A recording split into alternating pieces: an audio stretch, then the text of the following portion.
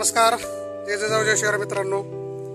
समोर जे दिसतंय तो मुंबई गोवा राष्ट्रीय महामार्ग क्रमांक 66 आणि या मुंबई गोवा राष्ट्रीय महामार्ग क्रमांक 66 या महामार्गावर महाड या शहराच्या नजदीक आपण आलेलो आहोत आणि आज आपण सफर करणार आहोत की बौद्धकालीन गांधारपाले लेणी या लेण्यांची सफर आज आपण आपल्या प्रेक्षकांसाठी घेऊन आलेलो आहोत. समोर जो पायरी मार्ग दिसतोय त्या पायरी मार्गाने आपण वरती ज्या लेण्या दिसत आहेत त्या लेण्यांकडे निघालेलो आहोत आणि लेण्यांमध्ये पोहोचल्यानंतर आपण या लेणीच्या इतिहासाबद्दल माहिती घेणार आहोत. गांधारपाले या लेणींची सफर आज करत आहोत मित्रांनो. आपण या गांधारपाले लेणीच्या इतिहासाबद्दल जर बोलायचं झालं तर बौद्ध धर्मीय राजा बौद्ध कुंभोजवंशीय राजा विष्णुपुलित या राजाच्या कारकिर्दीमध्ये इसवी सन 130 या कालावधीमध्ये या लेण्यांचं निर्माण झालेलं आहे मित्रांनो. आणि या लेण्यांमध्ये एकूण 30 लेण्यांचा समूह आहे.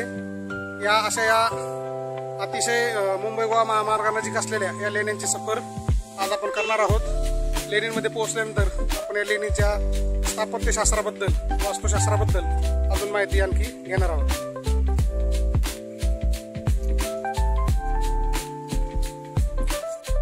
बौद्ध धर्मीय कुंभोजवंशीय राजा विष्णुपुलित याच्या कारकिर्दीत इसवी सन 130 या कालावधीमध्ये बांधलेल्या अतिशय पुरातन असलेल्या बौद्धकालीन लेणी गांधारपाले या लेणीमध्ये आहोत मित्रांनो आपण.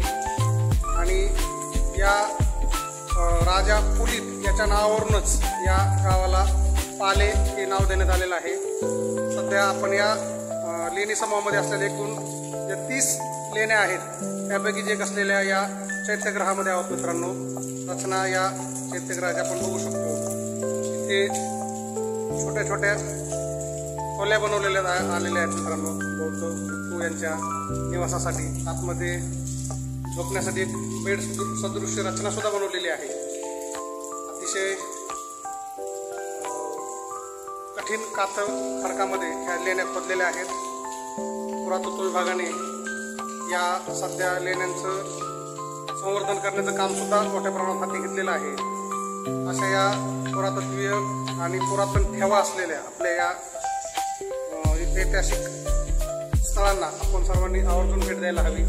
या चैत्यग्रहाची सर्वात मोठी जी इमारत आहे मित्रांनो त्या इमारतीमध्ये आपण छताला बघू शकतो. वरती अतिशय एक चक्राकार रचना कोरण्यात आलेली आहे. सगळीकडे या लेणी परिसरामध्ये अतिशय नाजूक कलाकुसरीचं काम सुद्धा या सगळी लेणीमध्ये आपल्याला पाहायला मिळते.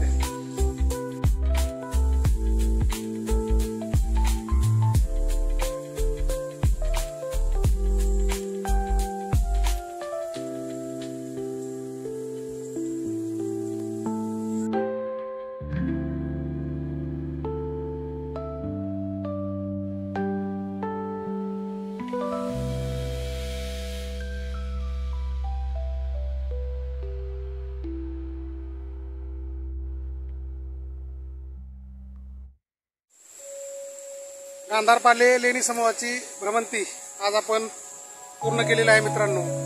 या गांधारपाले लेणीबद्दल आणखी एक विशेष माहिती सांगावीशी म्हटलं तर घटनाकार महामानव डॉक्टर बाबासाहेब आंबेडकर यांनी सुद्धा स्वतः इथे 28 डिसेंबर 1927 रोजी स्वतः या लेण्यांना भेट दिलेली आहे.